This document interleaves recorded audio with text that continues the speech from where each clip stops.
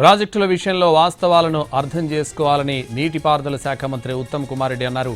కాళేశ్వరం ప్రాజెక్టులోని మేడిగడ్డ, అన్నారం, సుందిళ్ల బ్యారేజీల్లో 2 బ్యారేజీలను వచ్చే వేసవికి రెడీ చేస్తామని తెలిపారు. కాళేశ్వరం ప్రాజెక్టు ప్రస్తుత దుస్థితికి కేసీఆర్ బాధ్యతారాహిత్యమే కారణమన్నారు. కేసీఆర్ వల్లే ఇలా జరిగిందని కాంట్రాక్టు సంస్థ ప్రతినిధులు రాసిచ్చారని ఉత్తమ్ కుమార్ రెడ్డి స్పష్టం చేశారు. మేడిగడ్డ బ్యారేజ్ కూలినప్పుడు బీఆర్ఎస్ అధికారంలో ఉందని, ఇప్పుడు ఏడాదికి 16,000 కోట్లు వడ్డీ కట్టాల్సి వస్తోందన్నారు.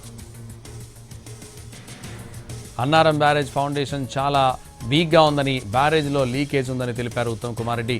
జాతీయ అంతర్జాతీయ నిపుణుల ఆలోచనలతో వచ్చే సమ్మర్కు 2 బ్యారేజ్లను సిద్ధం చేస్తామని వెల్లడించారు.